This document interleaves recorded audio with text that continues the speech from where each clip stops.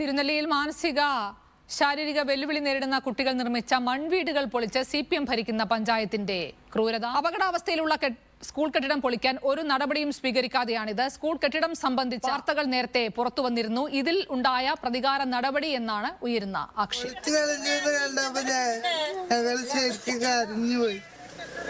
വിഷമയോ?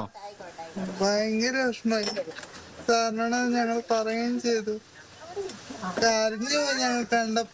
മാനസിക ശാരീരിക വെല്ലുവിളി നേരിടുന്ന കുട്ടികൾ പഠിക്കുന്ന ബഡ്സ് പാരഡൈസ് സ്കൂളിലെ കെട്ടിടങ്ങളിലൊന്ന് അപകടാവസ്ഥയിലാണെന്ന് ഏഷ്യാനെറ്റ് ന്യൂസ് റിപ്പോർട്ട് ചെയ്തിരുന്നു. പിന്നാലെ പഞ്ചായത്ത് എഞ്ചിനീയറിംഗ് വിഭാഗം സ്കൂളിൽ പരിശോധന നടത്തി.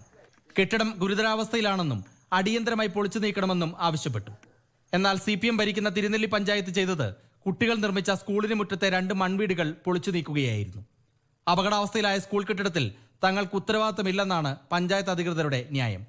കെട്ടിടം റൂസ കോളേജിനായി വിട്ടു നൽകിയതാണെന്നും ഉത്തരവാദിത്വം വിദ്യാഭ്യാസ വകുപ്പിനാണെന്നും പഞ്ചായത്ത് പറഞ്ഞൊഴിഞ്ഞു.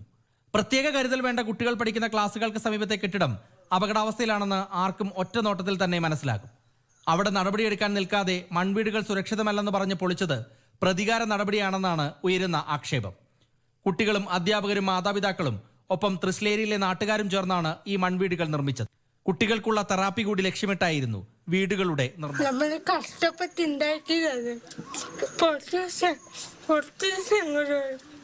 ബഡ്സ് പാരഡൈസ് സ്കൂളിൽ അപകടാവസ്ഥയിൽ കെട്ടിടം നിൽക്കുന്നതിനെതിരെ കഴിഞ്ഞ ദിവസം കോൺഗ്രസ് പ്രതിഷേധിച്ചിരുന്നു. മന്ത്രി OR കേളുവും തിരുനെല്ലി പഞ്ചായത്ത് ഭരണകൂടവും തമ്മിലുള്ള ഭിന്നതയും ഇപ്പോഴത്തെ സംഭവ വികാസങ്ങൾക്ക് പിന്നിലുണ്ടെന്നാണ് ആരോപണം.